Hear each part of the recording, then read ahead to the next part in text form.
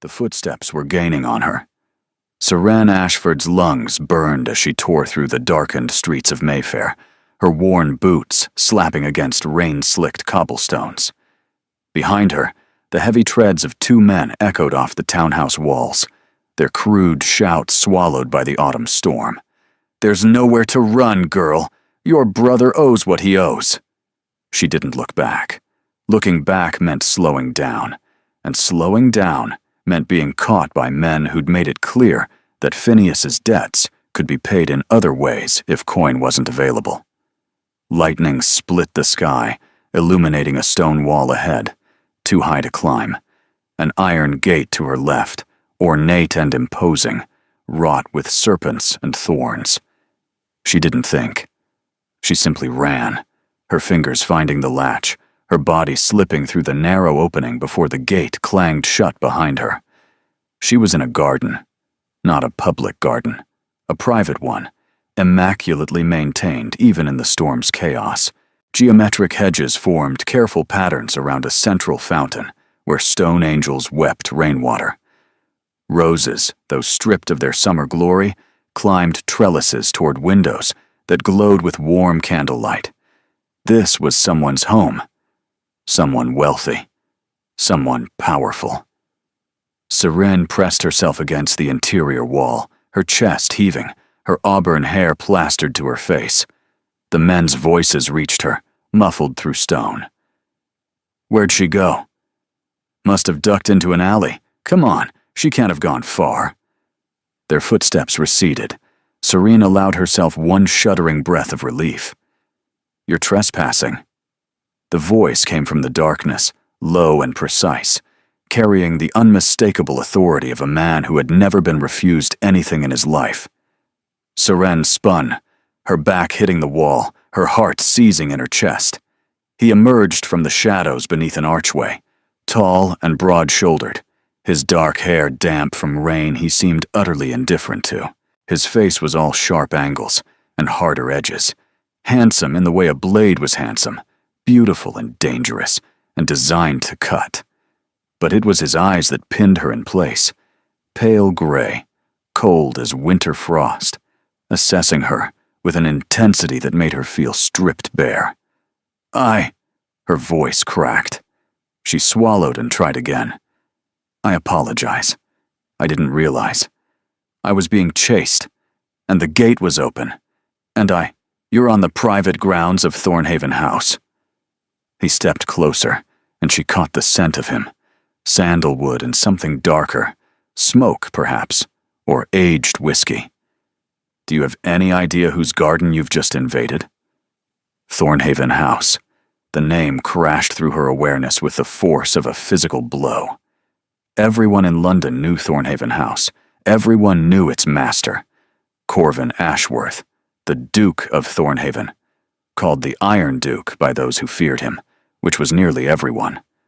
A man rumored to have destroyed 3 business rivals in a single season, a man whose late father had been beloved, but whose own reputation was forged in ice and calculation. She had just trespassed onto the property of the most ruthless nobleman in England. "Your Grace." The title came out barely above a whisper. "I meant no intrusion. I'll leave immediately. You'll go nowhere." He closed the remaining distance between them, and Seren pressed harder against the wall, as if she might melt through it. This close, she could see the rain clinging to his lashes, the firm set of his jaw, and the complete absence of warmth in his expression. "My groundskeeper saw you enter. My butler observed from the window. 3 of my footmen are currently debating whether to summon the constable." His head tilted, that cold gaze traveling over her sodden dress, her muddy boots, her desperate, cornered posture. A young woman alone on a duke's property at night, in the rain. No chaperone, no explanation that society would accept. The implication landed like a stone in her stomach. "Nothing happened," she said quickly. "Nothing improper. I was only here for a moment. If you simply let me leave." "Let you leave?" Something flickered across his face, not amusement, nothing so warm. Interest, perhaps, the way a cat might show interest in a mouse. And when the gossip spreads, as it inevitably will, when the servants talk, as servants always do, when all of London learns that an unknown woman was discovered on my grounds after dark. Serene's mouth went dry. They wouldn't. They absolutely would. By morning, every drawing room in Mayfair will be discussing the Duke of Thornhaven's mysterious midnight visitor. Your reputation, whatever remains of it, will be ash. He paused, letting the words settle like stones dropping into still water. Unless, of course, there was a reasonable explanation for your presence.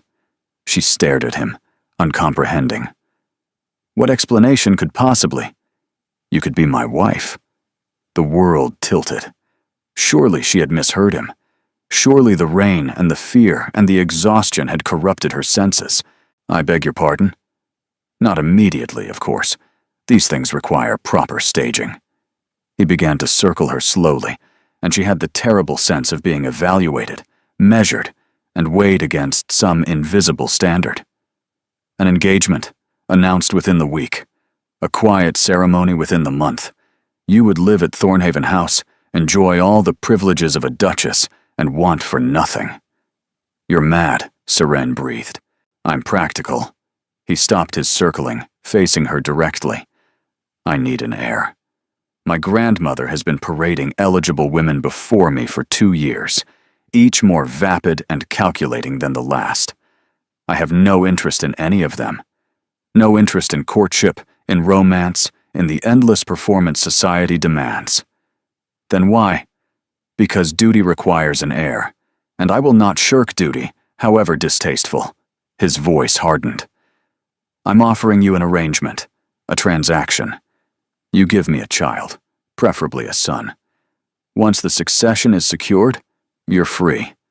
An estate of your own, a generous settlement, complete independence. You could live however you chose, wherever you chose. You would never want for anything again. Serene's mind raced, scrambling for purchase on a situation spiraling beyond her control. You don't know anything about me. I could be anyone. A criminal. A fortune hunter. You're Serene Ashford. The casual revelation of her name stopped her cold. Daughter of the late merchant Aldrich Ashford, who lost his fortune 4 years ago to fraudulent business partners. Sister to Phineas Ashford, who has accumulated considerable debts with men who don't accept excuses. Currently residing in a boarding house on Mercer Street, employed intermittently as a seamstress and lady's companion. Horror crept up her spine. How do you? I make it my business to know who enters my property. He reached into his coat and withdrew a small leather notebook, flipping it open. Those men chasing you work for a moneylender named Croft. Your brother owes him nearly £300. Croft has grown impatient with promises. He sent his men to collect collateral. The word collateral made her stomach turn. She knew exactly what kind of collateral Croft had in mind. So you see, the Duke continued, closing the notebook. I'm not plucking a random woman from my garden. I'm offering a solution to both our problems. You need protection from men who would use you to pay your brother's debts. I need an heir without the tedium of courtship. The arrangement benefits us both. Serene's hands trembled. She pressed them flat against the wet stone wall to still them. And if I refuse? Then you leave through that gate and take your chances with Croft's men. He shrugged, a small, elegant movement. Or you go to the constable and explain why you were trespassing on a duke's property at midnight. Either way, your reputation is destroyed and your circumstances remain dire. She wanted to rage at him, to scream that he had no right to trap her like this, to exploit her vulnerability so coldly. But rage required energy she didn't have, and screaming would change nothing. He was offering her a way out, a gilded cage, perhaps, but a cage that came with safety, security, freedom from Croft and his men. All she had to do was give him an heir. The thought sent ice through her veins. I can't. The words rose in her throat, desperate to escape. The truth she had carried for 3 years, ever since the scarlet fever had swept through London and taken her mother, and nearly taken her. The illness that had left her alive but hollowed out. Barren. Unable to bear children. The physicians had been certain. The damage was permanent. She would never conceive. And here stood the Duke of Thornhaven, offering her everything she'd ever wanted, in exchange for the one thing she could never provide. Tell him. Tell him now. End this before it begins. But if she told him, he would send her away. Back to Croft's men. Back to poverty and fear, and a brother whose schemes would eventually get them both killed. How long, she heard herself ask. How long would this arrangement last? Something shifted in his expression. Satisfaction, perhaps, at sensing her capitulation. Until you produce an heir. A year? Perhaps 2. Then you're free. A year. 2 years. Surely in that time, something would change. Perhaps she could find another way out. Perhaps he would tire of her and release her from the contract. Perhaps she was simply too frightened to face the alternative. I have conditions, she said, her voice steadier than she felt. His eyebrow rose fractionally. You're negotiating with me? You need me, or you wouldn't have made this offer. She pushed away from the wall, straightening her spine despite her sodden dress and mud-caked boots. That gives me leverage. For a long moment, he simply stared at her. Then his lips curved, not quite a smile, more like the ghost of one. Name your conditions. First, my brother's debts are cleared. Completely. And he's protected from Croft and anyone else he's angered. Done. Second, I want it in writing that when this ends, I receive the settlement you promised. An estate, funds, independence, legally binding, witnessed by solicitors. Reasonable. What else? Seren hesitated. The third condition mattered most, and she had to phrase it carefully. If at any point during this arrangement you decide you want a different wife, a real wife, you release me immediately with the full settlement. I won't be set aside and left with nothing. His gaze sharpened. You think I would discard you? I think powerful men do whatever serves them. I want protection against that. The rain had softened to a drizzle, but neither of them moved. They stood in his garden, like 2 generals negotiating terms of surrender, each measuring the other's resolve. Very well, he said finally. Your conditions are accepted. The documents will be drawn up tomorrow. You'll sign them, and we'll announce the engagement at week's end. He extended his hand, elegant and commanding, waiting for her to seal the bargain. Seren looked at his outstretched palm. This was madness. She was about to enter a marriage built on lies, promising something she could never deliver.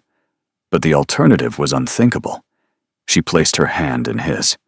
His grip was warm and firm, his fingers closing around hers with a possessiveness that made her breath catch. We have an agreement, he said. Welcome to Thornhaven House, Miss Ashford.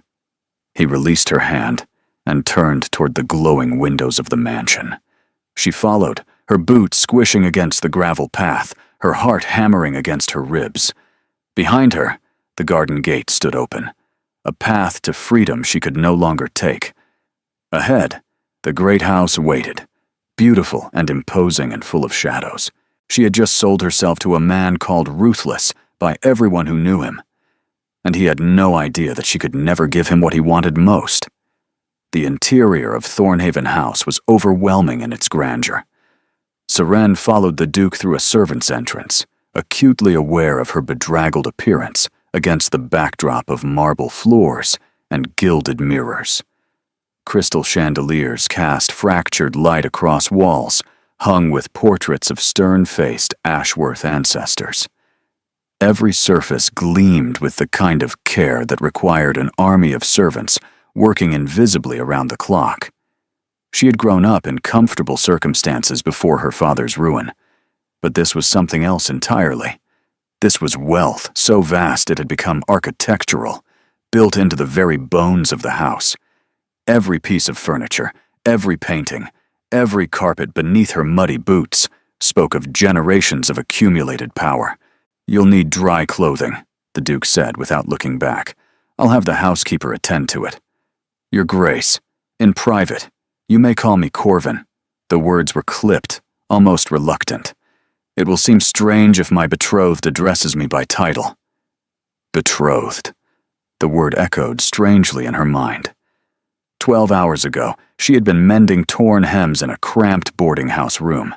Now she was betrothed to a duke who expected an heir she could never give him. "Mrs. Blackthorne." Corvin addressed a severe woman in dark gray, who appeared as if summoned by magic. "This is Miss Seren Ashford. She will be staying in the Ivory Suite. See that she has everything she needs." Mrs. Blackthorne's eyes swept over Serene with professional assessment. If she found anything lacking, her expression didn't show it. "Of course, Your Grace. This way, miss." Seren glanced back at Corvin, but he had already turned away, disappearing through a doorway with the smooth efficiency of a man who had dismissed her from his thoughts entirely. She followed Mrs. Blackthorne up a sweeping staircase, her fingers trailing along a banister polished to mirror brightness. Portraits watched her ascent, generations of Ashworth dukes and duchesses with their cold eyes and proud bearing. "You don't belong here," their painted gazes seemed to say. "You never will." The Ivory Suite was larger than her entire boarding house. Pale silk hangings dressed the windows, catching the candlelight in soft folds. A 4-poster bed dominated one wall, its covers turned down to reveal crisp white linens. A fire crackled in the hearth, warming air scented with lavender and beeswax. "I've sent for a bath, Mrs.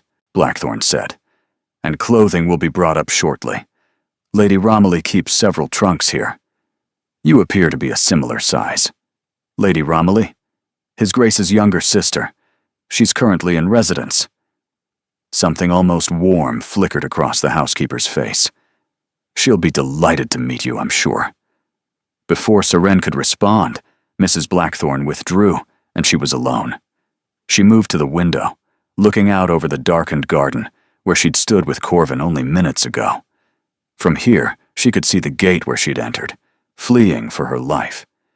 How quickly everything had changed. A knock interrupted her thoughts. She turned, expecting a servant with bathwater, but the woman who burst through the door was neither servant nor expected. She was young, perhaps 19 or 20, with dark hair that matched Corvin's and warm brown eyes that couldn't have been more different. Where he was cold, angles, and sharp edges, she was all soft curves and bright energy, practically bouncing with enthusiasm. "You're real?" the young woman exclaimed, seizing both of Serene's hands. "I thought Jenkins was making it up when he said Corvin brought a woman home. An actual woman. Into this mausoleum of a house. You must be Lady Romilly. Just Romilly, please. We're going to be sisters, after all." Her eyes sparkled with mischief. "Corvin told me about the engagement. Well, told is generous. Announced it like he was reading a stock report. But I extracted enough details to understand the basics." Seren's stomach tightened. "What did he tell you exactly?"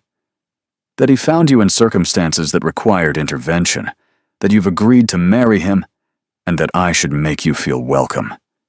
Romilly squeezed her hands. "He left out everything interesting, naturally. He always does." There was no judgment in her voice, only genuine curiosity and warmth. "I'm sure you have questions," Seren began carefully. "Hundreds.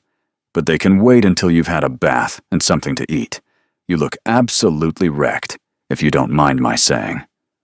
Romilly released her hands but didn't retreat.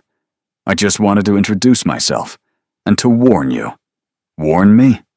Romilly's expression grew more serious, though warmth still lingered in her eyes. "Grandmother arrives tomorrow. She's been at the country estate, but Corvin sent word of the engagement, and she's rushing back to assess the situation." "Assess? You? Romilly's smile turned rueful. She spent 2 years trying to marry Corvin off to every eligible woman with a pulse and a pedigree. She won't be pleased that he's chosen someone without her approval. She'll want to examine you like a horse at auction. Seren thought of the Duke's cold assessment in the garden and wondered if it ran in the family. Don't look so frightened. Romilly patted her arm. She's terrifying, but she's not unreasonable. Show her you have spine, and you'll survive. She swept toward the door, then paused, looking back with that mischievous glint returning. One more thing. My brother isn't as cold as he pretends. He's just forgotten how to be anything else. Her voice softened. Our father died 9 months ago. Corvin hasn't been the same since. He thinks if he feels nothing, nothing can hurt him. She was gone before Seren could respond, leaving behind only the lingering scent of rosewater and the uncomfortable weight of her words. Seren sank onto the edge of the bed, her mind spinning. Tomorrow she would face the Dowager Duchess. Tomorrow she would begin the charade that would either save her or destroy her. And somewhere in this house, a duke who had forgotten how to feel expected her to give him the one thing she never could. Morning arrived with cruel brightness, sunlight streaming through the ivory curtains like an interrogation lamp. Seren had slept poorly, her dreams haunted by gray eyes and impossible bargains. Now she sat before a vanity mirror while a young maid named Nell arranged her hair, watching her own reflection with something like disbelief. The borrowed dress fit perfectly, a morning gown of soft rose muslin that made her skin glow and her eyes look larger. With her auburn hair pinned up properly and the dark circles beneath her eyes concealed by Nell's skillful touch, she almost looked like she belonged. Almost. The Dowager Duchess has requested your presence in the blue drawing room, Nell said, setting aside the hairbrush. Mrs. Blackthorne will escort you down. Serene's stomach clenched. Has she said anything? About me? Nell's hesitation was answer enough. Her Grace arrived very early this morning. She's been with His Grace for over an hour. An hour? An hour to discuss the strange woman her grandson had inexplicably decided to marry. An hour to catalog every reason why this match was unsuitable. The walk to the blue drawing room felt like a march to the gallows. Mrs. Blackthorne's steady footsteps echoed off the marble floors, a drumbeat counting down to judgment. The doors opened. The Dowager Duchess of Thornhaven stood by the window, silhouetted against the morning light. She was tall, silver-haired, with the same sharp bone structure as her grandson, but weathered by age into something more formidable. Her black dress spoke of mourning still observed, her posture of a woman who had commanded rooms for half a century and saw no reason to stop. She turned, and Seren felt herself pinned by eyes so pale they were almost colorless, like ice over deep water. So, the Dowager's voice could have cut glass. This is the woman my grandson found in his garden. Seren curtsied, grateful for years of her mother's instruction. Your Grace. Pretty enough, I suppose. Good bone structure. The dress is borrowed, clearly. Your hands show signs of work, needle pricks and calluses. The Dowager moved closer, circling her with the slow deliberation of a predator. You were a seamstress, I understand. Before that, the daughter of a merchant who overextended his reach. My father was betrayed by his partners, Your Grace. He didn't fail through incompetence. Everyone who fails has an excuse. The Dowager stopped directly before her. What's yours? Seren held her gaze. I have none. I haven't failed yet. Something flickered in those icy eyes. Surprise, perhaps, or the faintest grudging respect.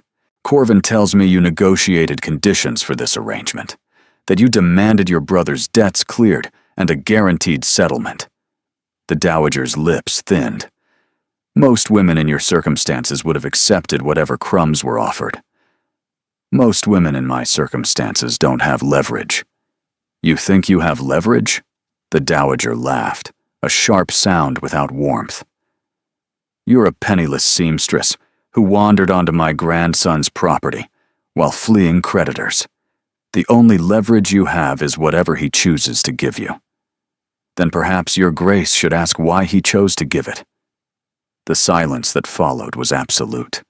Seren could hear her own heartbeat, could feel the danger of having spoken so boldly, but she would not look away.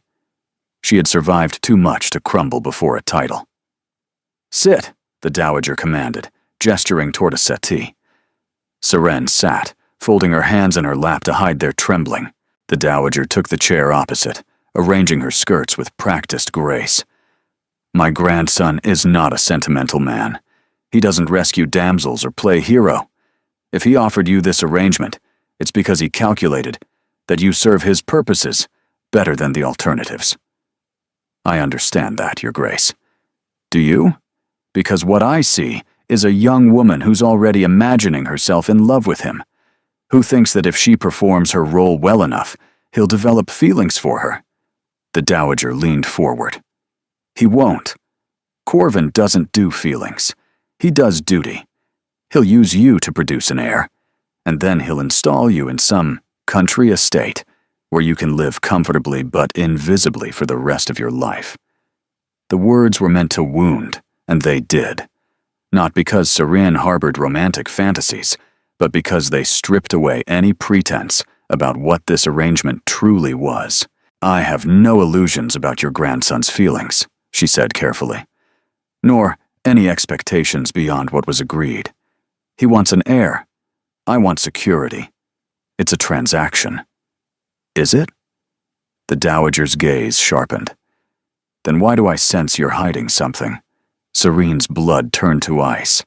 Everyone hides something, Your Grace. Surely you know that better than most. For a terrible moment, she thought she'd gone too far. The dowager's expression hardened, her fingers tightening on the arm of her chair. Then, unexpectedly, she smiled. It was not a warm smile, but it was genuine. You have spine, she said. Good. You'll need it. She rose, moving toward a small writing desk. My son died 9 months ago. Sudden illness. Very quick. Corvin was in Scotland when it happened. He didn't make it back in time. Seren remembered Romilly's words. He's just forgotten how to be anything else. He blames himself, the dowager continued, her back to Seren. Thinks if he'd been here, he could have done something. He couldn't have, of course. The physicians were quite clear. But grief doesn't listen to logic. I'm sorry for your loss, Your Grace. I don't want your pity. The dowager turned, her expression hard again. I want you to understand what you're walking into. My grandson is broken in ways he refuses to acknowledge. He's buried himself in duty because duty is safe, controllable. It doesn't require feeling anything. She crossed back to Seren, stopping close enough that her shadow fell across the settee. If you're truly here only for the arrangement, for the security, and nothing more, then we'll have no problems. Complete your end of the bargain, produce an heir, and take your settlement with my blessing. She paused, her gaze boring into Seren's. But if you try to manipulate him, if you use his grief against him, or attempt to worm your way into his heart for your own advantage, I will destroy you. I don't care how sympathetic your circumstances are. I don't care what promises he's made. I will ensure you leave this family with nothing. Seren rose, meeting the dowager's threat with what composure she could muster. I understand, Your Grace. I doubt that. But you will. The dowager swept past her toward the door, then paused. The engagement ball is in 5 days. All of society will be watching. Don't embarrass my family. She was gone, leaving Seren alone with the weight of impossible expectations and a secret that grew heavier by the hour. Produce an heir, the dowager had said. Complete your end of the bargain. Seren pressed a hand to her stomach, where the truth of her barrenness sat like a stone. She had 5 days to prepare for a ball, and a lifetime of lies stretching out before her. The next 4 days passed in a blur of preparation that left Seren dizzy. Madame Fontaine, the most sought-after modiste in London, arrived with an army of assistants and enough fabric to clothe a small village. She measured and pinned and tutted over Seren's figure with the intensity of a general planning a campaign. "The waist is good, the shoulders acceptable," she murmured in her French-accented English. "But we must do something about the posture. You carry yourself like someone expecting to be struck." "Old habits," Seren said quietly. Madame Fontaine's eyes softened briefly. "New life, new habits. Stand tall. You are to be a duchess." The word felt like a costume she wasn't sure she could wear. Romilly appeared constantly, a whirlwind of enthusiasm and unsolicited advice. She coached Seren on which families to acknowledge warmly, which to address with cool politeness, and which to avoid entirely. "The Pemberton sisters will try to befriend you," Romilly warned during one of their sessions. "Don't trust them. They collect secrets like some people collect china, and they're twice as eager to see things shattered." "And Lady Cressida Hartwell?" Serene had heard the name whispered among the servants. "Who is she?" Romilly's expression clouded. "Grandmother's choice for Corvin, before you appeared." "They were engaged?" "Not formally, but there was an understanding. Cressida has been positioning herself as the future Duchess for nearly a year." Romilly's voice dropped.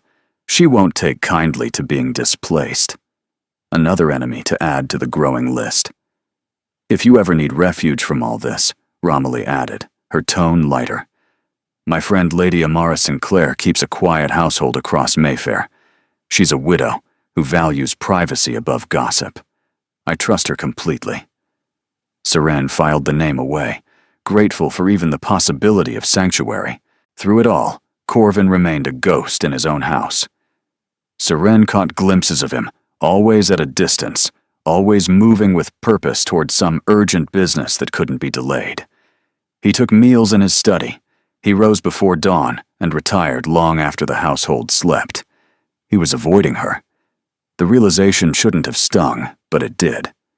This was an arrangement, nothing more. He owed her nothing beyond the terms they'd agreed upon. Yet some foolish part of her had hoped for. What? Conversation? Connection? The chance to know the man she was about to marry? On the evening before the ball, she found herself in the library. It had become her sanctuary over the past days. A vast room, lined floor to ceiling with books that smelled of leather and history. Here, surrounded by the written words of minds far greater than hers, she could almost forget the impossibility of her situation. She was reaching for a volume of poetry when a voice stopped her cold. That was my father's favorite. Serene spun, her heart lurching. Corvin stood in the doorway, his cravat loosened, his hair slightly disheveled, as if he'd been running his hands through it. He looked tired in a way that went beyond physical exhaustion. "I'm sorry," she said automatically. "I didn't mean to intrude. Romilly said I could—" "You're not intruding." He entered the room slowly, moving to stand beside her. This close, she could see the shadows beneath his eyes, the tension in his jaw. "Don, he used to read it aloud in the evenings. Said poetry was meant to be heard, not just seen." Seren's fingers hovered over the leather spine. "Were you close? You and your father?" "Once." The word carried weight. "Before I became the heir, and he became the duke. Duty has a way of creating distance." She understood that better than he knew. Her own father had retreated into silence after his ruin, present in body, but absent in every way that mattered. "You can borrow it," Corvin said. "Any of them. Books shouldn't gather dust." "Thank you." She pulled the volume carefully from the shelf, cradling it against her chest. "That's kind. It's practical. You'll need something to occupy your time when the season's social demands become tedious." But something in his voice softened the dismissal. Do you read much? Whenever I can. Books were the one luxury we couldn't afford to sell. My mother said they fed the soul when the body went hungry. Corvin studied her with those unnerving gray eyes. She sounds wise. She was. She died 3 years ago. Scarlet fever. The same illness that had stolen her ability to bear children. But she couldn't say that. Couldn't let the truth slip now, when he was looking at her with something almost like warmth. "I'm sorry," he said, and the words sounded genuine. Losing a mother leaves a particular kind of wound. You lost yours too. Romilly mentioned, "Romilly talks too much." But there was no real censure in his voice. He moved away, putting distance between them, and the moment of connection shattered like glass. "The ball tomorrow," he said, his tone businesslike again. "You'll be presented as my betrothed. There will be questions, scrutiny, attempts to find fault. Show no weakness." "I've had practice hiding weakness, Your Grace." "Corvin," he corrected quietly. "When we're alone." She nodded, clutching the book of poetry like a shield. "Corvin." He moved toward the door, then paused, his hand on the frame. "The dress Madame Fontaine created for tomorrow. The silver one. What about it?" "Wear it." He didn't look back. "It suits you." Then he was gone, leaving Seren alone with a borrowed book and the lingering warmth of an almost connection. She opened the dawn to a random page, her eyes falling on a line that made her breath catch. Love's mysteries and souls do grow, but yet the body is his book. Her hand moved unconsciously to her stomach, to the emptiness that defined her secret. The body was his book, and hers told a story she could never let him read. The Thornhaven ballroom blazed with 1,000 candles. Seren stood at the top of the grand staircase, her fingers resting lightly on Corvin's arm, watching the sea of silk and jewels below. The silver dress caught the light with every breath, transforming her into something ethereal, something that belonged in this glittering world. She had never felt more like a fraud. "Ready?" Corvin murmured, his voice pitched for her ears alone. "No." "Good. Honesty is useful." His hand covered hers briefly, a fleeting warmth that sent unexpected shivers down her spine. "Just follow my lead." They descended together, and the crowd parted like water before a ship's prow. Whispers rose in their wake, a susurrus of curiosity and speculation. "That's her? The mysterious fiancée? No family to speak of, no fortune, no connections. She must have something to recommend her, or why would he? Perhaps she's already carrying his—" Seren kept her chin high, and her expression serene, though her heart hammered against her ribs. Corvin guided her through the crowd with practiced ease, making introductions so smoothly that she barely had to speak. The Marquis of Dunmore and his wife. Safe allies. Lord Ashby. Tedious but harmless. The Viscountess Pemberton. Smile, but reveal nothing. Each name, each face, each calculated greeting. It was exhausting and exhilarating in equal measure. Then the crowd shifted, and Seren found herself face to face with the most beautiful woman she had ever seen. Lady Cressida Hartwell was everything Seren was not. Tall and willowy, with hair the color of spun gold and eyes like summer sky. Her gown was a masterpiece of rose silk and Belgian lace, undoubtedly Parisian, undoubtedly worth more than Seren's entire former life. She moved with the practiced grace of someone who had never known uncertainty. "Your Grace." Cressida's curtsy was perfect, her smile sharp as cut crystal. How delightful to finally meet the woman who has so thoroughly captured your attention. "Lady Cressida," Corvin's voice cooled several degrees. "I wasn't aware you'd be attending. Your grandmother extended the invitation personally. She felt it would be appropriate."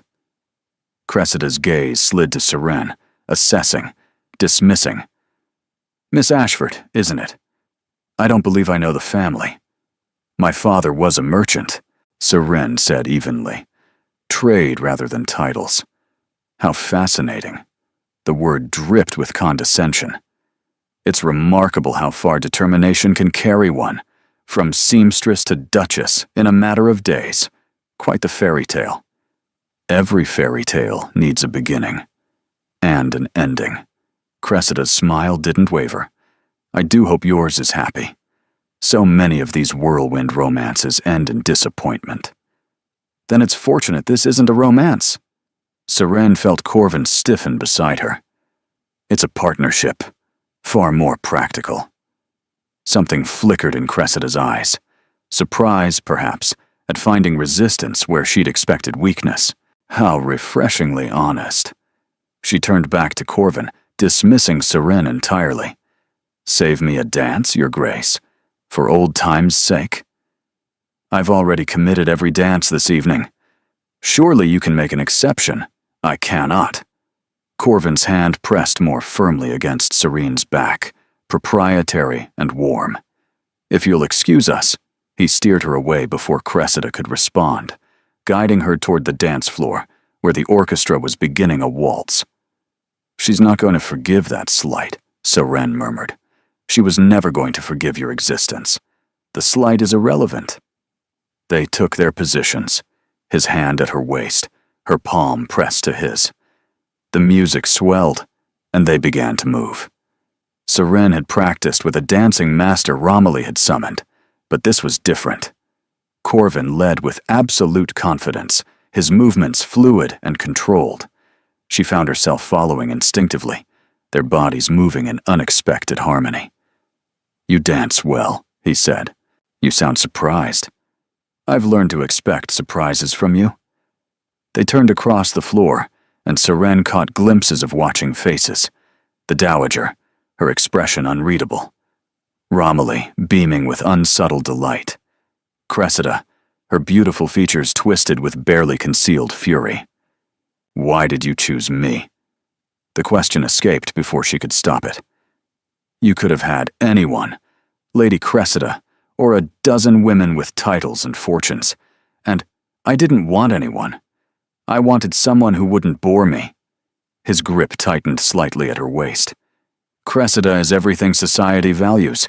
Beautiful, well-born, accomplished in all the ways that matter to the ton. She would have made an exemplary duchess. Then why? Because I would have suffocated.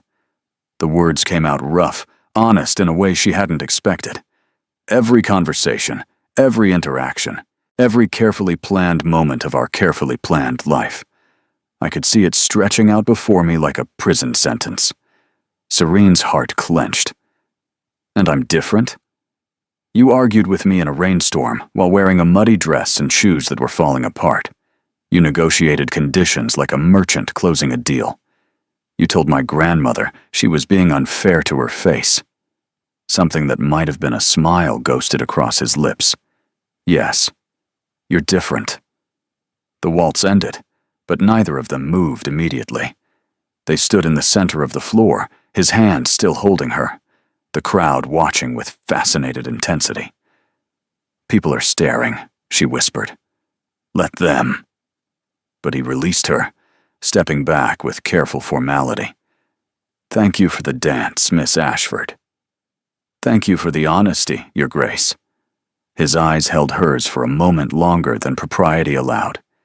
Then he turned, disappearing into the crowd to fulfill whatever obligations awaited him. Seren stood alone, her pulse racing, the ghost of his touch still warm at her waist.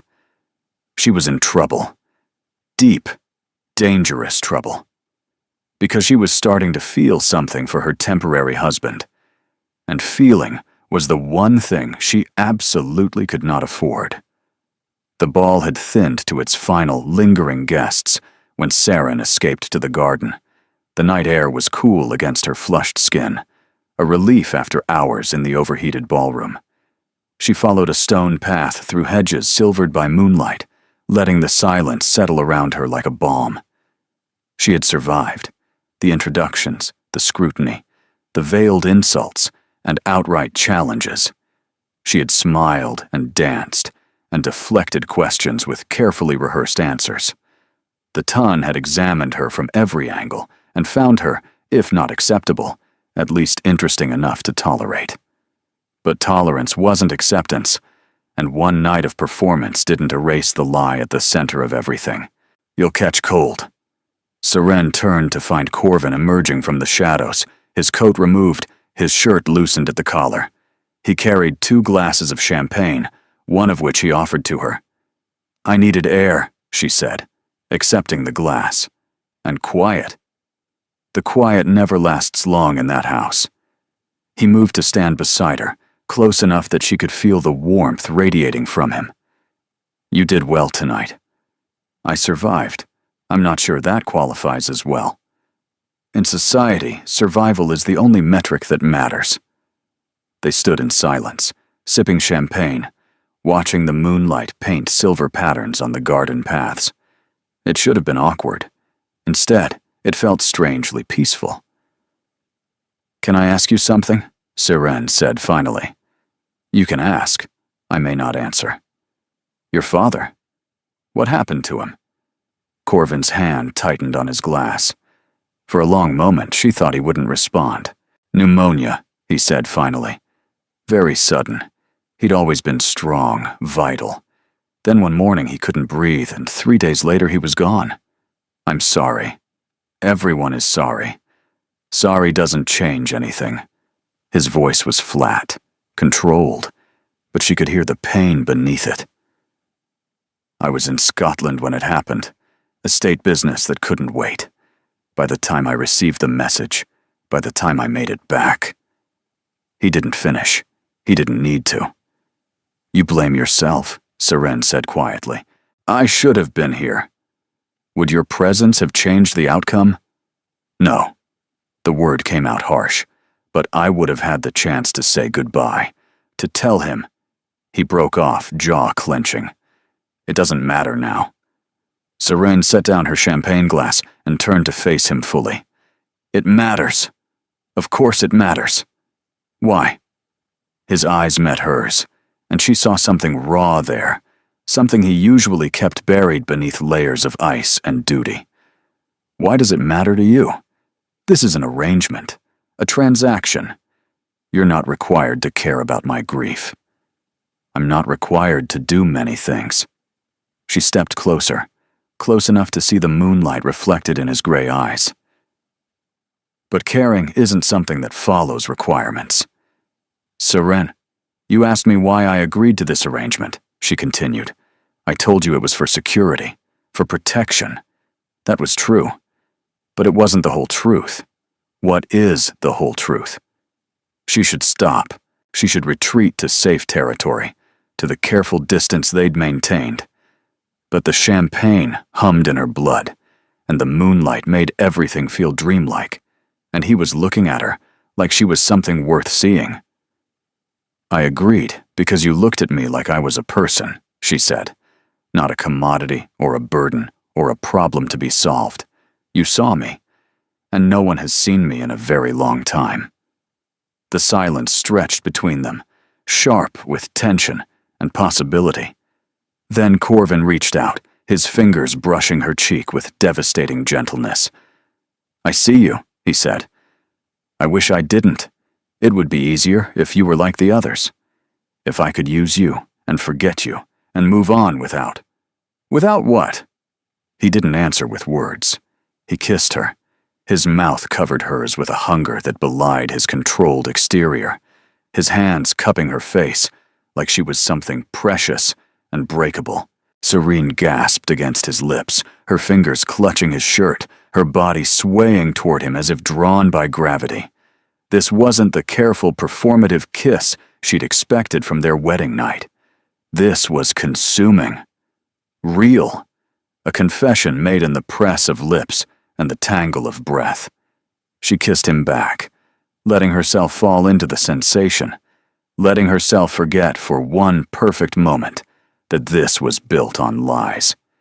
His arms wrapped around her, pulling her closer, and she felt the rapid beat of his heart against her chest. When they finally broke apart, both of them were breathing hard. "That was," Serene started. "A mistake," Corvin finished, but he didn't release her.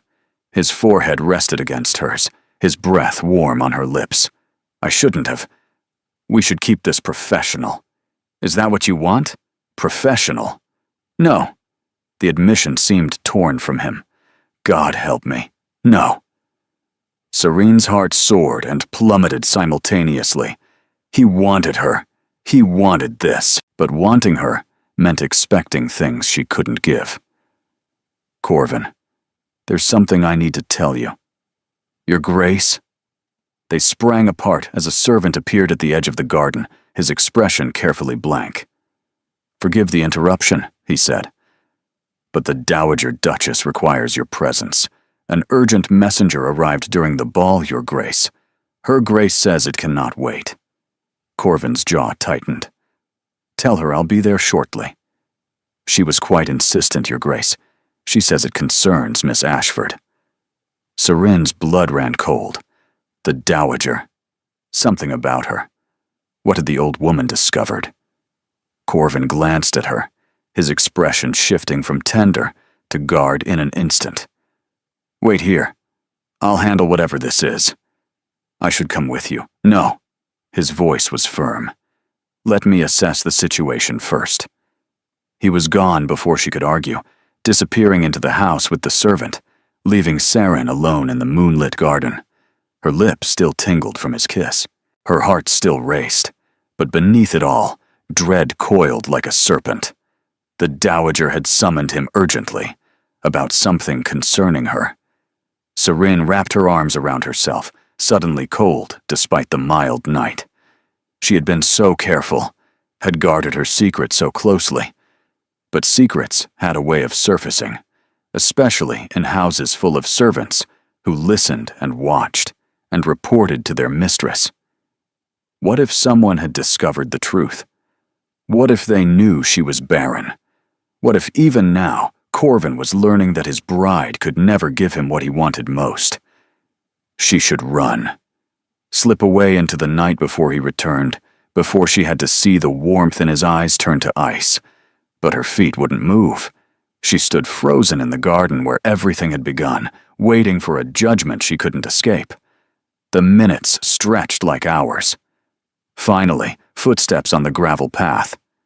Corvin emerged from the darkness, his expression unreadable. What did she want? Serene asked, her voice barely above a whisper. He stopped several feet away, not closing the distance between them.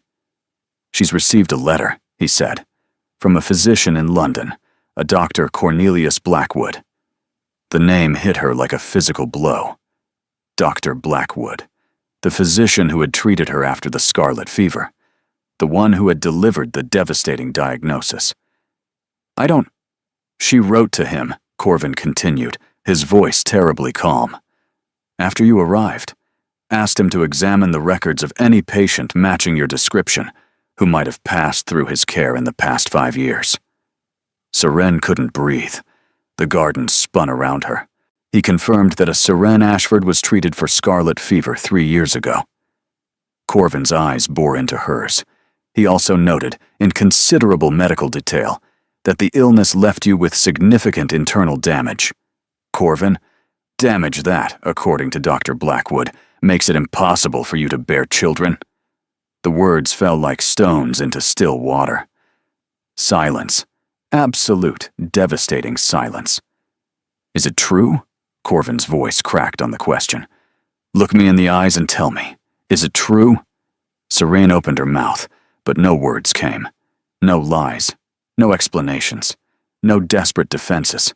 Only the truth, written across her face. Yes, she whispered. It's true.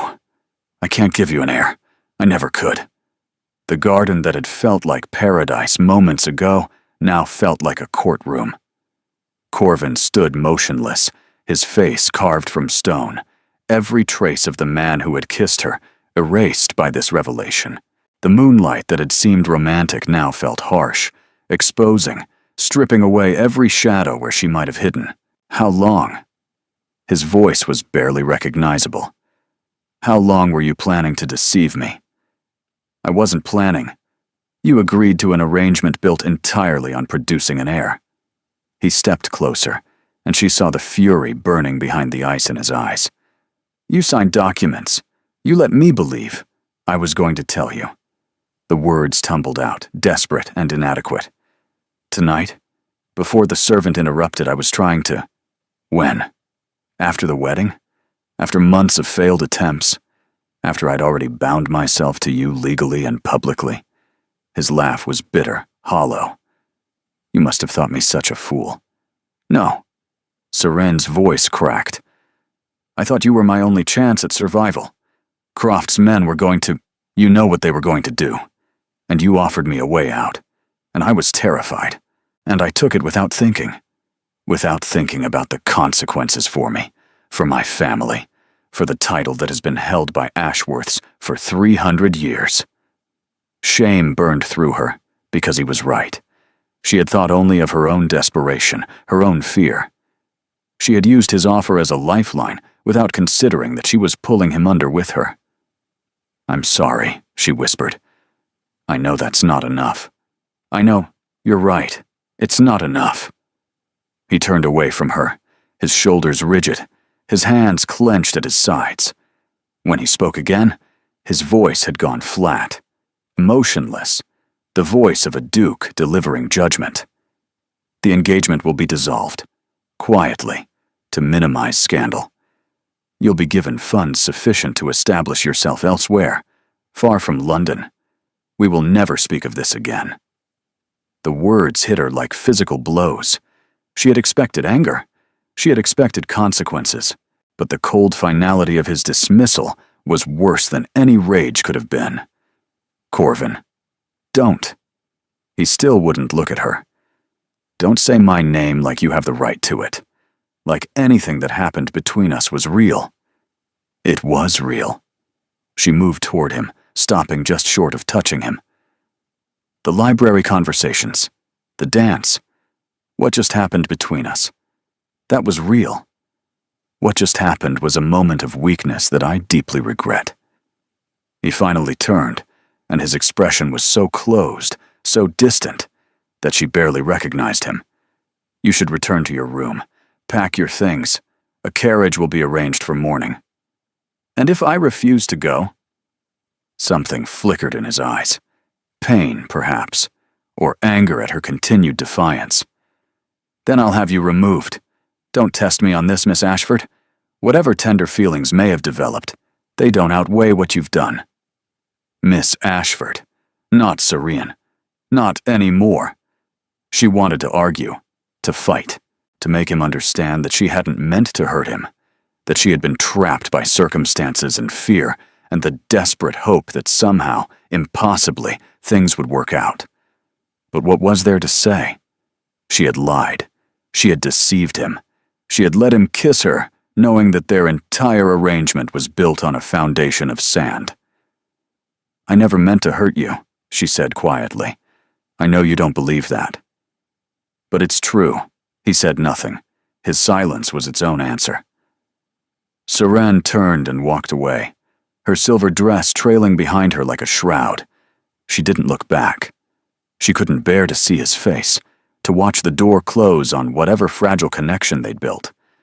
Behind her, Corvin remained in the garden, alone with the moonlight and the ruins of his carefully constructed plans. Inside the house, shadows moved behind windows.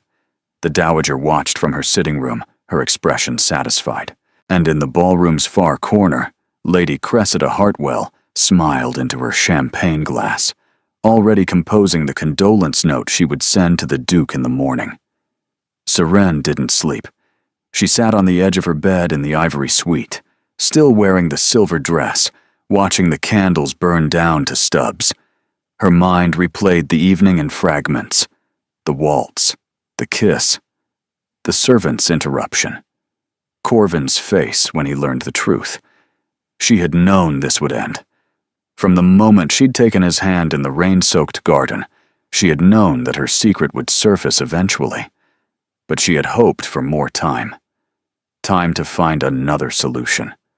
Time to make him see her as more than a means to an heir. Time to make him love her enough to forgive. Foolish. So incredibly foolish. A soft knock at the door made her heart leap, but it was only Romilly who entered, her face streaked with tears. "I heard," Romilly said, crossing to sit beside her. "The servants are already whispering. By morning, all of London will know." "I'm sorry." The words felt hollow. "For deceiving your family, for putting you in this position." "Stop apologizing." Romilly grabbed her hand fiercely. "You were trying to survive. Anyone would have done the same. Your brother doesn't see it that way."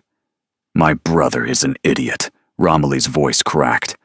"He spent so long being the perfect duke that he's forgotten how to be human. He builds walls and calls it strength. He pushes people away and calls it duty. He's not wrong to be angry. I lied to him." "You were afraid. There's a difference." Romilly squeezed her hand. "Don't leave. Fight for this. Fight for him."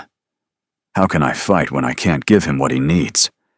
"What he needs and what he wants are different things." Romilly's eyes held hers, fierce and certain. "He needs an heir. Every duke needs an heir. But what he wants, what he's been starving for since our father died, is someone who sees him. Someone who makes him feel alive. He said what happened between us was a moment of weakness he regrets. He's lying. Corvin always lies when he's scared."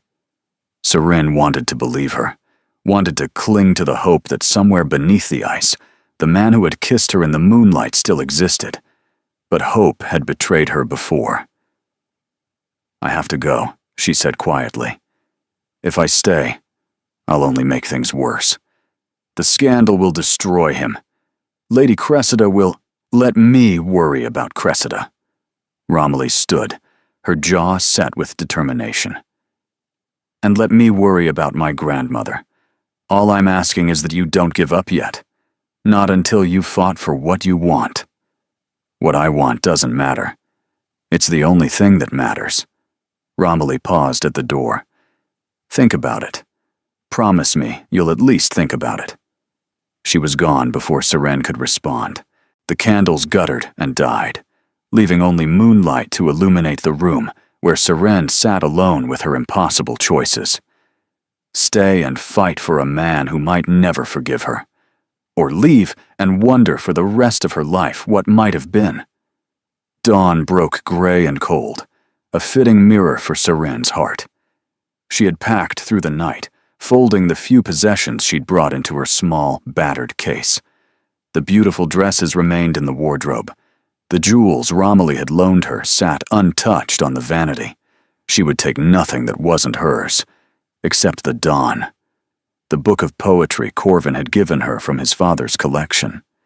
She couldn't bear to leave it behind, this single tangible proof that something real had existed between them, however briefly. She wrote 2 letters. The first was to Romilly, thanking her for her kindness and begging her not to blame Corvin for sending her away. He was only protecting his family, his legacy. That was what dukes did. The second letter took longer. "Your Grace, by the time you read this, I will be gone. I won't ask for your forgiveness. I don't deserve it. I deceived you when you offered me salvation, and that betrayal cannot be undone with words. But I want you to understand why. When you found me in your garden, I was running from men who intended to use me as payment for my brother's debts. I had nothing. No resources, no protectors, no hope. You offered me a way out, and I took it because I was too afraid to face the alternative. I should have told you the truth immediately. I should have trusted you with my secret, and let you decide whether to help me anyway. Instead, I let fear make my choices, and in doing so, I hurt the one person who had shown me kindness. I know you believe what happened between us was weakness. I choose to believe it was truth, the only honest thing in a relationship built on lies. You saw me. You said so yourself, and I saw you. Not the Duke, not the title, but the man who reads poetry and misses his father and has forgotten how to feel without fear. I hope you find what you're looking for, an heir, a suitable wife, and the legacy your family deserves. I hope whoever takes my place makes you happy in ways I never could. You deserve happiness, Corvin, even if you've convinced yourself you don't. With gratitude and regret, Seren. She sealed the letter with hands that trembled only slightly. The carriage was waiting when she descended the grand staircase for the last time. A footman took her case without meeting her eyes. The servants who had been so welcoming now stood in awkward silence, uncertain how to treat a woman who had almost become their mistress. Only Mrs. Blackthorne approached her directly. "Safe travels, Miss Ashford," the housekeeper said, her voice carefully neutral. Then, so quietly that only Seren could hear, "For what it's worth, I think he's making a mistake." Seren couldn't respond past the lump in her throat. She simply nodded and walked to the waiting carriage. She didn't look back at the house. She didn't search the windows for Corvin's face. She climbed into the carriage, sat on the worn leather seat, and let the driver take her away from the life she'd almost had. The streets of London passed in a blur of gray and brown. Fashionable Mayfair gave way to modest neighborhoods, then to the cramped, crowded streets where she belonged. By the time the carriage stopped outside the familiar boarding house on Mercer Street, Seren felt like she'd traveled 1,000 miles. Her room was exactly as she'd left it. Small, sparse, smelling faintly of damp and coal smoke. The bed was narrow, the window looked out on a brick wall, and the only decoration was a faded print of wildflowers her mother had loved. This was her reality. This was where she belonged. The silver dress and moonlit garden had been a dream. Nothing more. 3 days passed in a fog of grief and routine. Seren took up her needle again, accepting mending work from the landlady, losing herself in the simple rhythm of stitches. She didn't read. She couldn't bear to open the dawn and see the notes in Corvin's father's handwriting, the proof that love and loss lived side by side in every family. Phineas visited on the second day, shame-faced and awkward. "I heard what happened," her brother said, not meeting her eyes. "The Duke's people came to settle my debts with Croft. They said you'd left Thornhaven House. The arrangement ended. Seren, I'm sorry.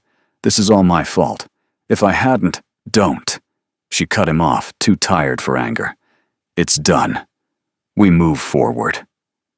But moving forward felt impossible when her heart remained trapped in a moonlit garden with a man who would never forgive her. On the 4th day, the door to her room burst open. Seren looked up from her mending, expecting her landlady, or perhaps Phineas. Instead, a woman stood in the doorway, travel-worn and furious, her dark hair escaping its pins. Romilly. "I've been searching for you for 2 days, Romilly said, breathing hard. "Do you have any idea how many boarding houses there are in London? What are you doing here? Fixing things, or trying to?" Romilly crossed to sit on the narrow bed, her elegant dress absurdly out of place in the shabby room. "He's falling apart, Seren. He won't eat. He won't sleep. He fired 3 servants for mentioning your name. That's not my concern anymore. Like hell it isn't." Romilly grabbed her hands, just as she had that night in the ivory suite. "He loves you. He's too stubborn and scared to admit it, but he loves you. Why else would he be destroying himself over your departure? He sent me away. Because he was hurt and angry and operating from that frozen place where he hides when emotions get too real." Romilly's grip tightened. "He made a mistake. Come back and make him fix it." Seren pulled her hands free. "I can't give him an heir. Nothing has changed." "Everything has changed. He just doesn't know it yet." "What does that mean?"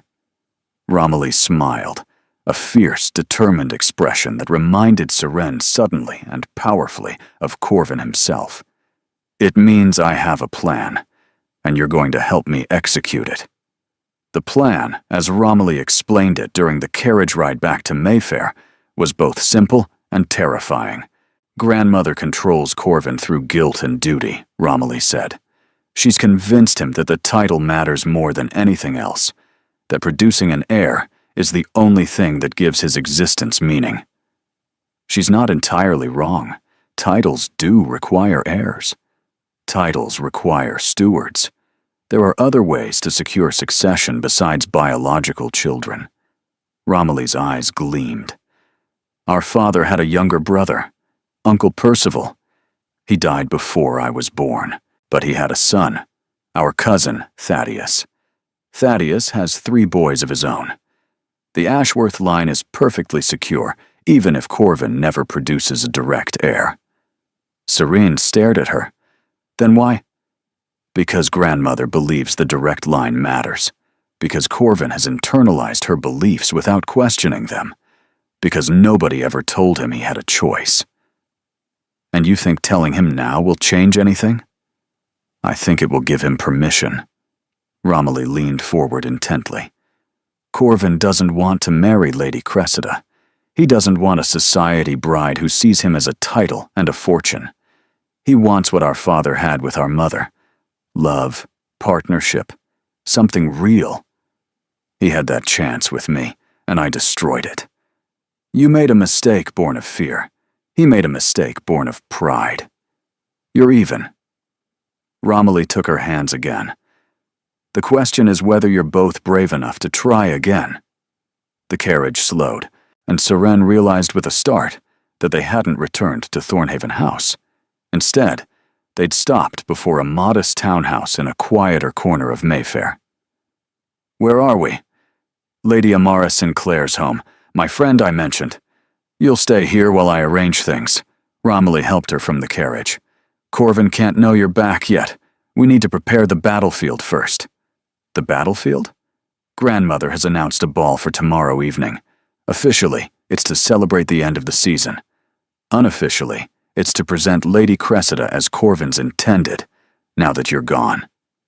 Romilly's jaw tightened. We're going to crash it. Romilly, I can't. You can. You will. She pressed something into Serene's hands, a small velvet box.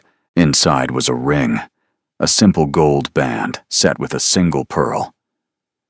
This is the Ashworth Duchess ring. Every duchess has worn it since our great-great-grandmother. Father gave it to Mother when he proposed, against grandmother's wishes. She wore it every day of their marriage, and one day it will be yours. Serene's throat constricted. I can't accept this. You're not accepting it. You're borrowing it. For luck. Romilly embraced her fiercely. Trust me. This will work. And if it doesn't, Romilly pulled back, her eyes bright with unshed tears. If it doesn't, at least you'll know you fought. At least you'll never have to wonder what might have been. Lady Amara Sinclair was a widow of independent means and independent opinions.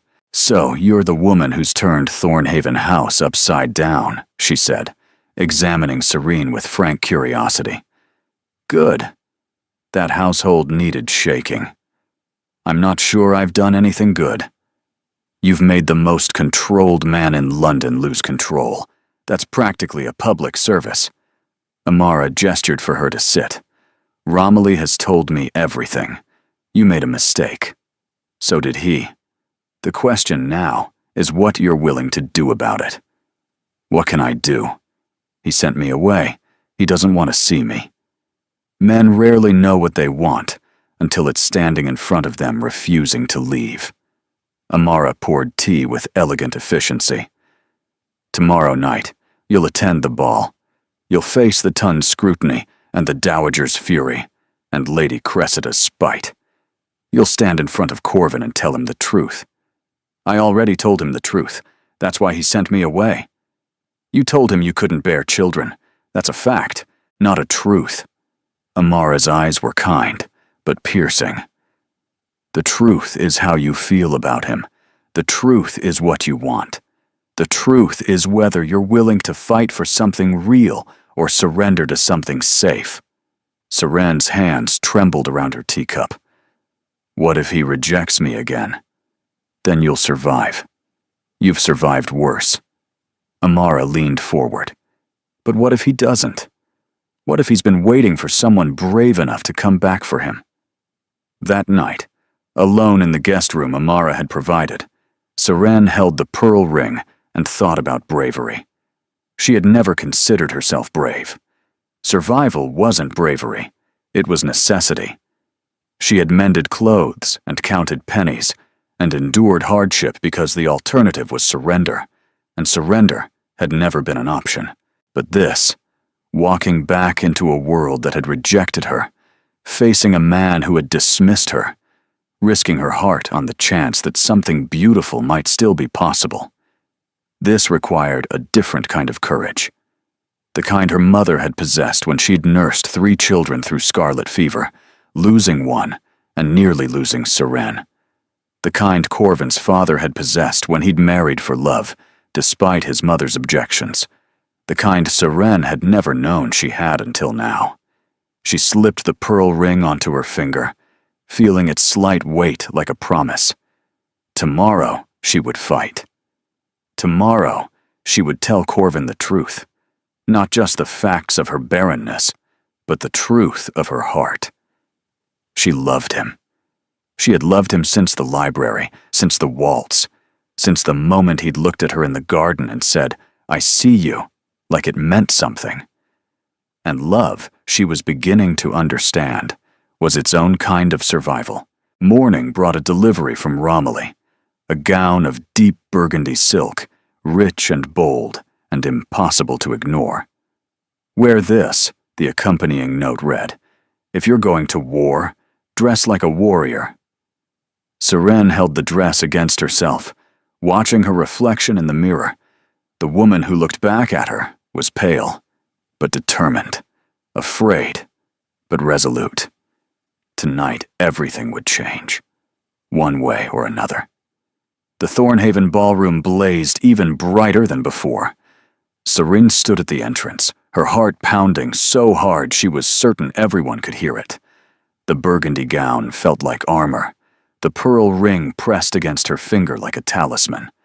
Around her, the cream of London society swirled in silks and satins, their whispers rising like a tide. "Is that? It can't be." She left in disgrace. What nerve, showing her face here. She ignored them all. Her eyes scanned the crowd, searching for one face among hundreds. "You shouldn't be here." The Dowager Duchess materialized beside her, resplendent in black silk and fury. "Your Grace." Seren curtsied, her voice steady despite her trembling hands. "I came to speak with your grandson. My grandson has nothing to say to you. The engagement is dissolved. You were given funds and directed to leave London. Your presence here is an insult to this family. With respect, Your Grace, I believe your grandson can speak for himself." The Dowager's eyes narrowed to dangerous slits. "You dare?" "I dare, because I have nothing left to lose." Seren met her gaze without flinching. "You can destroy my reputation. You can ensure I never work in good society again. You can make my life as difficult as your power allows. But you cannot make me leave without saying what I came to say. And what is that? That I love your grandson, not his title, not his fortune, not the life he could give me. I love the man who reads poetry alone in his library, who gave me his father's favorite book because he thought I might appreciate it, who kissed me in the moonlight and then pushed me away, because feeling something terrified him more than feeling nothing." The Dowager's expression flickered.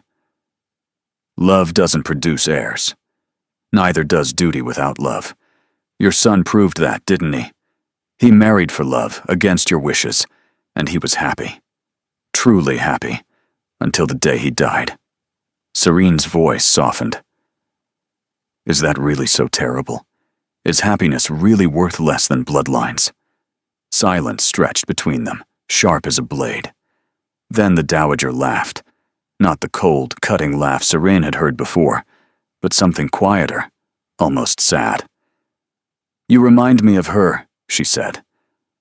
"Charlotte, Corvin's mother. She stood in this very ballroom 30 years ago and told me I was a fool for prioritizing dynasty over devotion. The Dowager's voice cracked. She was right. I was too proud to admit it then. Perhaps I'm still too proud now. Your Grace, I can't give you my blessing. The succession matters. The family matters. These aren't trivial concerns. The Dowager paused, something shifting in her severe features.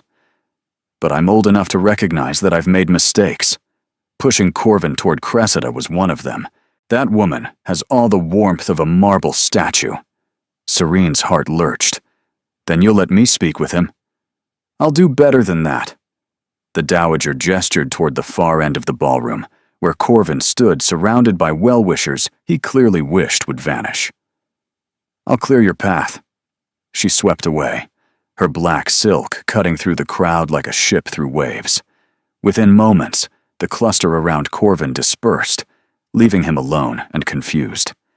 His eyes found Serene across the ballroom. Even at this distance, she saw the shock that crossed his features, the anger that followed, and beneath both, something that looked almost like hope. She walked toward him, aware of every eye tracking her progress. The whispers crescendoed. Lady Cressida appeared at the edge of her vision, face white with fury. But Serene didn't spare her a glance. Only Corvin mattered. Only this moment. She stopped before him, close enough to see the shadows beneath his eyes, the tension in his jaw, the war being waged behind his careful mask. You left, he said flatly. You sent me away. You lied to me. I was afraid. She held his gaze, refusing to look away. I'm still afraid. But I'm more afraid of living the rest of my life, wondering what might have been if I'd been brave enough to come back. His expression remained guarded. What do you want, Miss Ashford? I want you to stop hiding behind duty. I want you to admit that what happened between us was real. I want... Her voice broke, but she forced herself to continue. I want you to choose me. Not because I can give you an heir, but because I make you feel alive. The ballroom had gone silent. Hundreds of people watched, breathless, waiting. Corvin's mask cracked. You can't give me what I need, he said, but his voice was rough, uncertain. Romilly told me about your cousin Thaddeus, about his 3 sons. The succession is secure whether you produce a direct heir or not. Serene stepped closer. What you need is an excuse. What you want is permission to choose something for yourself. And you think you can give me that? I think you can give it to yourself. I'm just asking you to try. He stared at her for an endless moment. The ice in his eyes warred with something warmer, something she'd glimpsed in the library and felt in his kiss. Then, slowly, his hand rose to touch her face. You came back, he whispered. I'll always come back. Tears spilled down her cheeks. Unless you truly don't want me. Unless what we had was really nothing. Tell me to go, and I'll go. But tell me the truth this time. Not what duty demands. What you want. His thumb brushed away a tear. I want you to stay, he said. I want you to stay. The words hung in the air between them, fragile and world-changing. Serene couldn't breathe, couldn't think, could only stare at Corvin as the ballroom erupted in whispers around them. Corvin! I was wrong. His voice grew stronger, steadier. I was angry and hurt, and I let that override everything else. I sent you away because it was easier than admitting what I felt. What do you feel? He laughed, a raw sound that held no humor. Terrified. You terrify me, Serene. You make me want things I'd convinced myself I didn't need.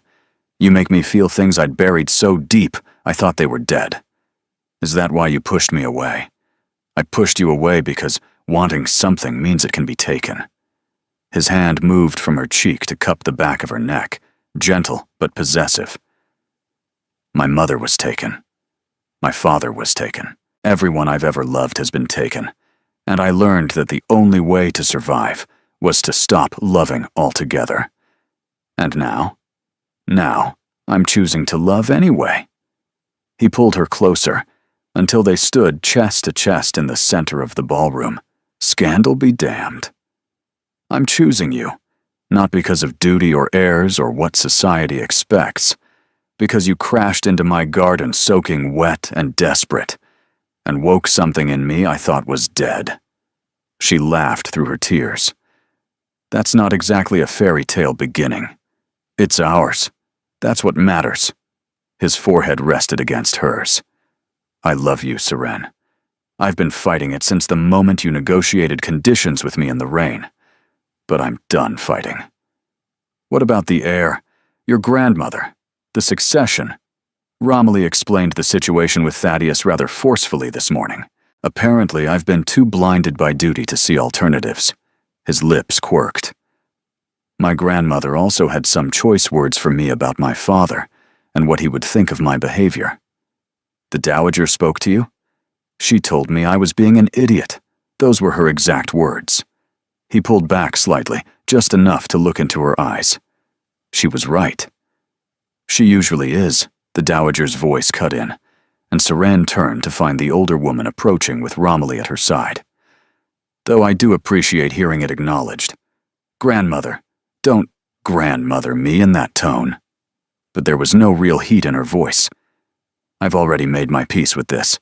Miss Ashford has spine, and apparently that's what you need." She fixed Seren with a stern look. "I still expect you to learn proper etiquette, and your wardrobe requires significant improvement. And, Mother," Romilly elbowed her grandmother gently, "perhaps save the critique for later." The Dowager huffed but subsided. Corvin turned back to Seren, his expression softening. "I believe we were interrupted. You were declaring your love in front of half the ton." "Only half? We should fix that." Before she could respond, he raised his voice, projecting across the ballroom with the authority of 3 centuries of Ashworth dukes. "If I might have everyone's attention." The whispers died. Every eye turned toward them. "Many of you have heard rumors about Miss Seren Ashford and the circumstances of our broken engagement. I'm here to set the record straight." His hand found hers, intertwining their fingers. "I asked Miss Ashford to marry me for practical reasons. She agreed for practical reasons. It was meant to be an arrangement, nothing more." Murmurs rippled through the crowd. Lady Cressida smirked from her position near the refreshment table, clearly anticipating a final dismissal. "But arrangements have a way of becoming something else," Corvin continued. "Somewhere between the negotiations and the dancing lessons, I fell in love. With her courage, her honesty, the way she argues with me like titles don't matter, the way she makes me want to be better than duty alone requires." The smirk slid off Cressida's face. "I sent her away in anger, and it was the worst mistake of my life. She came back anyway, because she's braver than I am." Corvin turned to face her fully, both hands holding hers. "Miss Ashford, Seren, will you forgive my stupidity and marry me? Not for heirs or titles or practical reasons, just because I love you and can't imagine facing the rest of my life without you." The ballroom held its breath. Seren looked at him, this complicated, wounded, infuriating man who had found her fleeing through his garden and offered her a deal that changed everything, who had given her poetry and pushed her away and pulled her back and stood here now, baring his heart before hundreds of witnesses. "Yes," she said. "Now." And all was yes. He kissed her. Not the desperate kiss of the garden, not the restrained kiss of duty. This was a declaration, a promise, a beginning. His arms wrapped around her, and she clung to him, and the world fell away. When they finally broke apart, the ballroom erupted. Some applauded, some gasped. Lady Cressida fled toward the exit, her mother trailing behind. The Dowager dabbed at her eyes with a handkerchief she'd deny using later. Romilly cheered loudly enough to be heard over the orchestra. "Well," Corvin murmured against Serene's temple, I believe we've given them something to talk about. They were going to talk anyway. True. He pulled back just enough to look at her, and his smile was the warmest thing she'd ever seen. I love you. I know. She touched his face, marveling at the softness in eyes that had once seemed so cold. I love you too. Around them, the ball resumed.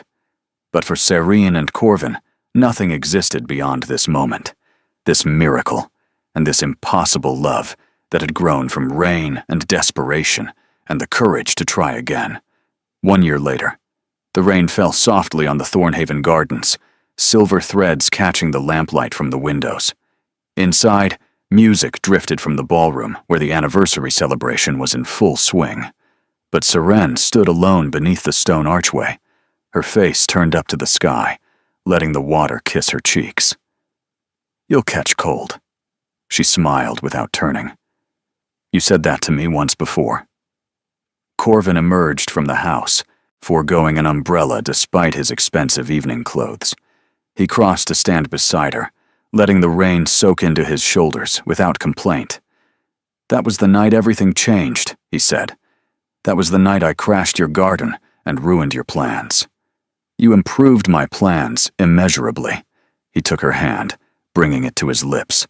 The gold band on her finger caught the lamplight, the Ashworth Duchess ring, passed down through generations of women who had loved and been loved in return. Though I recall you were considerably more bedraggled, and you were considerably more terrifying. I prefer formidable. I prefer insufferable. But she leaned into him, her head resting against his shoulder. Do you ever regret it? Choosing me over a proper heir? Never. His arm wrapped around her waist, pulling her close. Besides, you've given me something better than an heir. What's that? A reason to come home. He pressed a kiss to her temple. A reason to feel alive. They stood together in the rain, just as they had that first night. But everything was different now.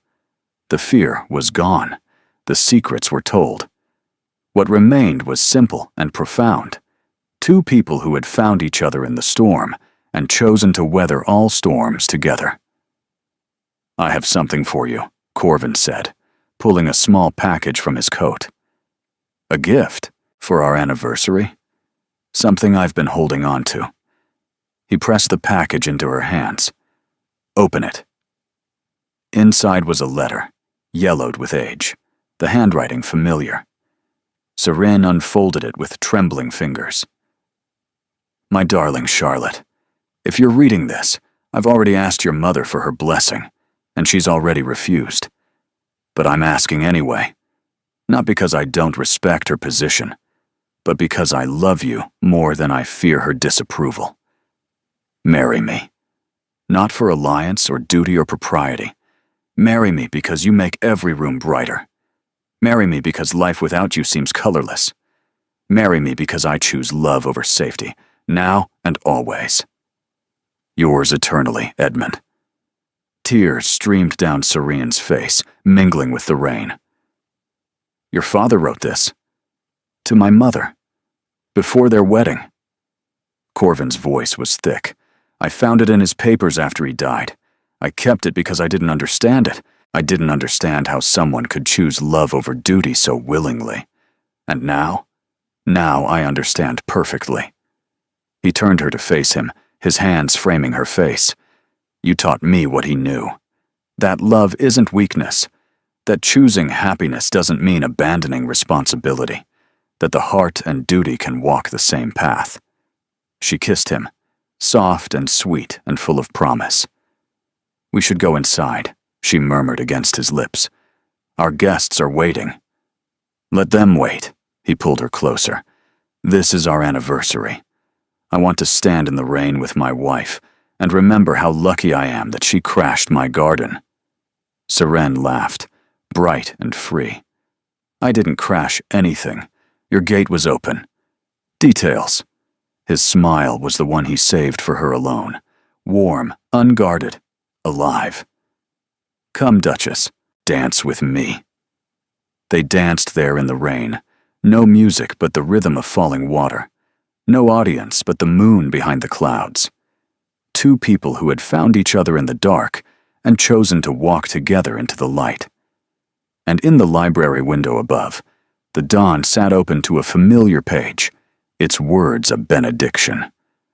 Love's mysteries and souls do grow, but yet the body is his book. But some stories, Seren knew now, were written on the heart.